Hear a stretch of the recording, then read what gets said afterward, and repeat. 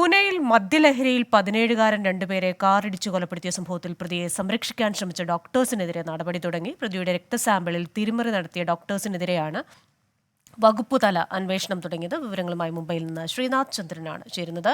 ശ്രീനാഥ്, വലിയ അഴിമതിയാണ് നടന്നത്. ഈ പ്രതിയുടെ രക്തസാമ്പിൾ മാറ്റുന്നു, 3 ലക്ഷം രൂപ അതിന് കൈക്കൂലി ഡോക്ടേഴ്സ് വാങ്ങുന്നു എന്ന വാർത്തകളും ഇന്ന് വന്നിരുന്നു.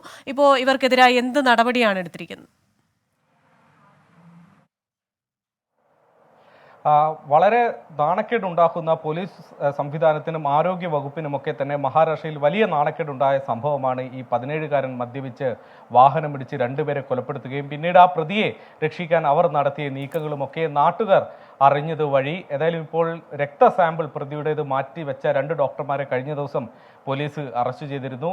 സസൂൺ ആശുപത്രിയിലെ ഫോറൻസിക് വിഭാഗം മേധാവിയെയും മറ്റൊരു ഡോക്ടറെയുമാണ് ഈ തരത്തിൽ പോലീസ് അറസ്റ്റ് ചെയ്തത്. ഇവർക്കെതിരെ ഇപ്പോൾ ആരോഗ്യ വകുപ്പിന്റെ നടപടിയും തുടങ്ങുകയാണ്. പ്രത്യേക അന്വേഷണ കമ്മിറ്റിയെ സർക്കാർ നിയോഗിച്ചിരുന്നു. ആ കമ്മിറ്റി ആശുപത്രിയിലെത്തി ഇന്നിപ്പോൾ തെളിവെടുപ്പ് നടത്തുകയും ചെയ്തു.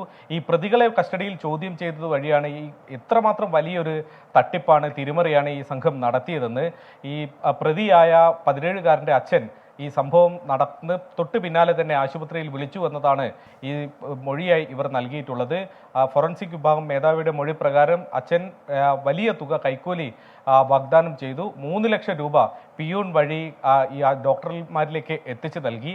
ഇതിൽ 3 ലക്ഷം രൂപയും പോലീസ് ഇപ്പോൾ കണ്ടെടുത്തിട്ടുണ്ട്. 2.5 ലക്ഷം രൂപ പിയൂണിന്റെ വീട്ടിൽ നിന്നും 50,000 രൂപ ശ്രീഹരി എന്ന അറസ്റ്റിലായ ഡോക്ടറുടെ വീട്ടിൽ നിന്നും കണ്ടെടുത്തിട്ടുണ്ട്.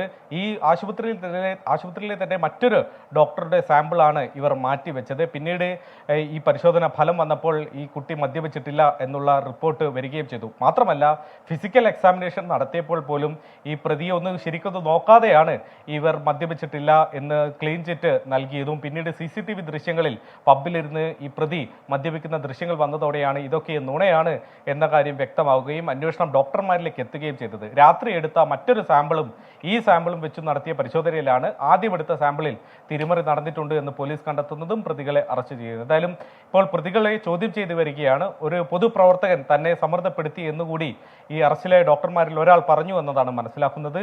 അത് ആരാണ് എന്ന കാര്യത്തിലൊക്കെ തന്നെ വ്യക്തത വരേണ്ടതുണ്ട്.